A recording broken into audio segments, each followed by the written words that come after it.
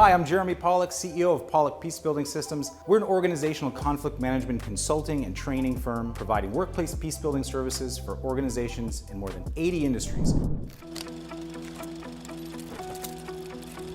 Hey Sam, good to meet you. Good to meet you as well.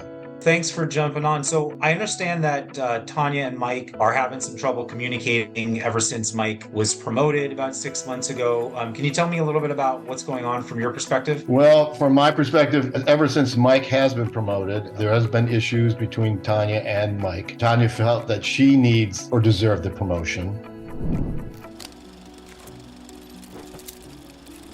Well, Mike, thanks for coming. I appreciate you being part of this process. Well, why don't you tell me a little bit about what's going on? Yeah, so I've been working with Tanya for a while now, and we've had a really good working relationship. And then a couple of months ago, I was presented with an opportunity to step into a leadership position. It put me in a situation where now I am supervising Tanya. It completely deteriorated our working relationship. Tanya, thanks so much for meeting with me. Tell me a little bit about what's going on, what you're experiencing. I've worked with Mike for probably 5 years or even more, and we were always, working together, teamwork, friendly with each other. It's like everything is gone when out of nowhere he got a promotion and he became my manager. We were peers, and then now he's my boss. I don't think he's a bad person. It's like sometimes I struggle trying to see okay, is he just trying to prove a point or he just got power hungry?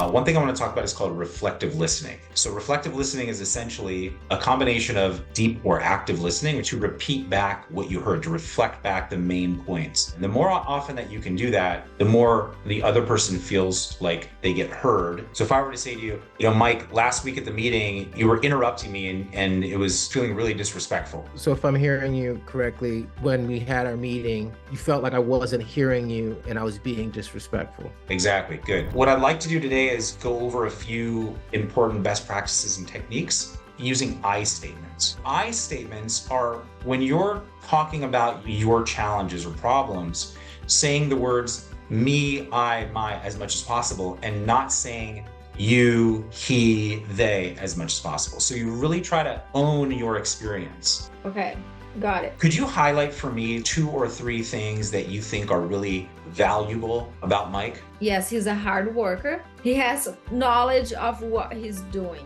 He used to be so kind. I just don't see that kindness anymore, but I know it's there. Our intention here is to listen to each other, to really try to understand what one another is experiencing, their perspectives, ask any clarifying questions that are necessary, and then if we can, to get to some solutions or just a general kind of path forward so that we feel like we can get back to a place of collaboration. And I'm going to have you talk first, and Tanya, just listen. And I want to start off by saying to you, Tanya, I truly appreciate everything that you do in the office. I appreciate how you show up for everyone. Tanya, do you have any questions for Mike about any of that? No, I don't have questions. I just want to say thank you for him to expressing all that, because I don't have the impression that he appreciates me. So I really appreciate that. I can clearly see that you're Mike, you're still Mike. Yeah. Well, okay, so I'm going to propose 2 things here, and we're going to maybe create some action items around them. Number 1, Mike, you need Tanya to be your partner in navigating this new role. Yeah? Yes. And you're good for that. Okay. And Tanya, Mike, would you be Tanya's partner in helping to make sure, encourage, and promote her career path as well? Mm-hmm. So that as opportunities come about, as you learn about things, and as much as possible, you advocating for her to move into leadership roles too? Can you be her partner in that? 100%. Thank you. Okay, so we have our action items. You have your homework for the next 2 weeks. Do you feel like we're in a good spot to start working this stuff out and moving forward? Absolutely. Yes, for sure.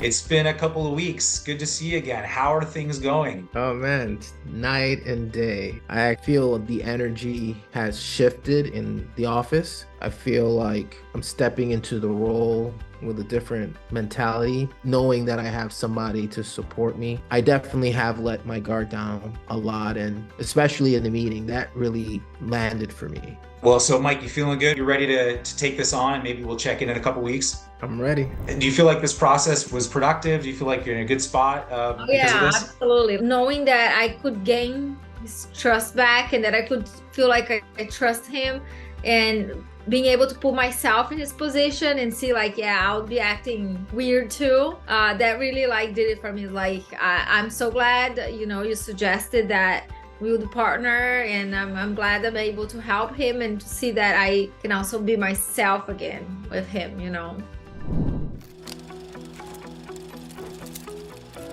Hey, Sam, good to see you again. Good to see you too.